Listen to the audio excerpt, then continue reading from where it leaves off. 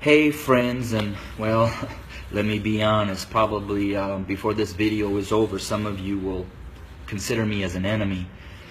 But I wanted to share a couple minutes about my thoughts, not only on the tragedies that we have been experiencing over these past months, and especially these last couple of days with the shootings of our black men, but what I'm coming to learn over my 23-year journey of being a white man, living and ministering amongst my black family here in several inner cities of Chicago. And I'm going to speak very black and white because, let's be honest, it's a black and white issue. I want to take you to the book of Exodus, chapter 1, and I wanted to share a little bit of what took place prior to the rise of Moses. When I read that, it talked about that the Pharaoh became concerned and very fearful that the Hebrew slaves were growing in number and in power. So in order to maintain their oppression, he put upon them great labor. He put upon the Hebrew slaves cruelty to keep them down. However, they still grew.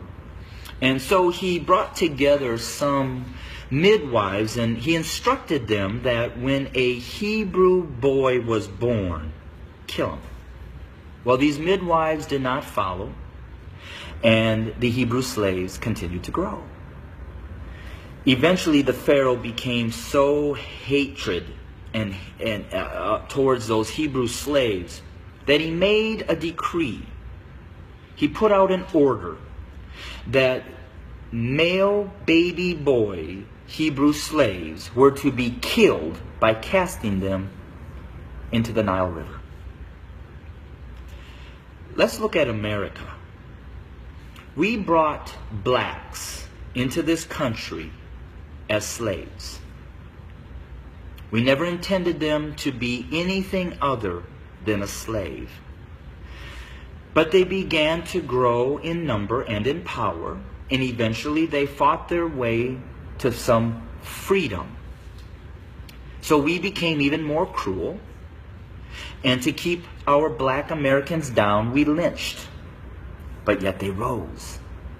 So then we used the welfare system, the criminal justice system, to keep them down, to contain them, to destroy them. But yet they rose, and they're rising.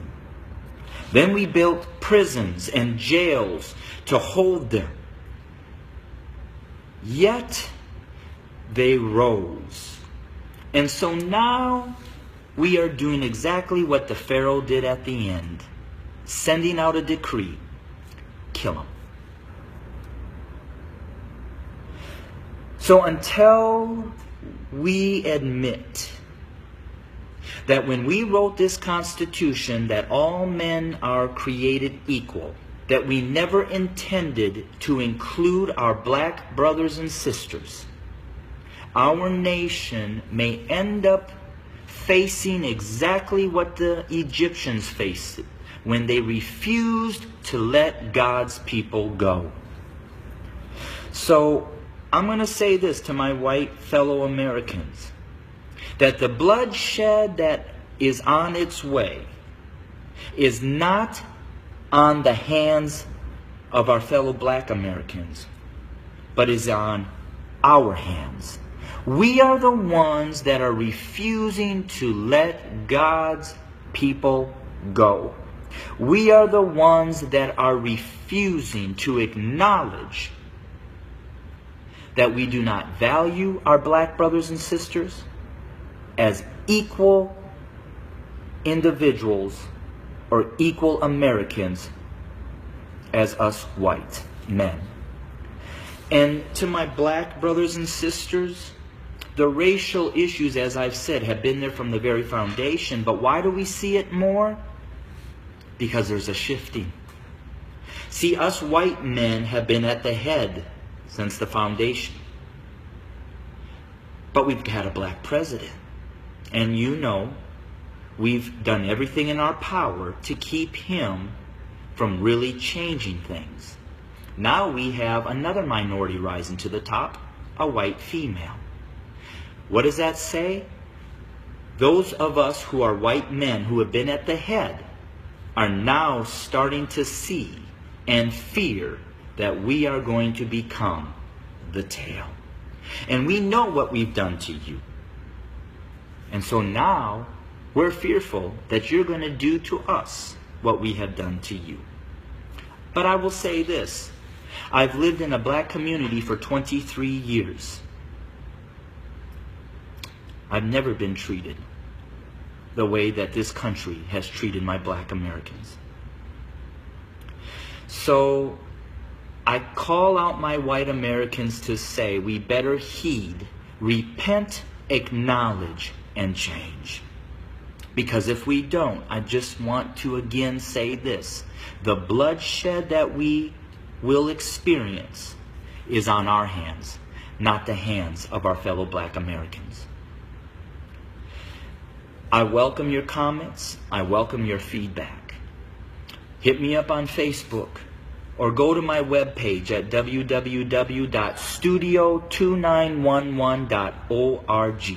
Again, that's studio2911.org.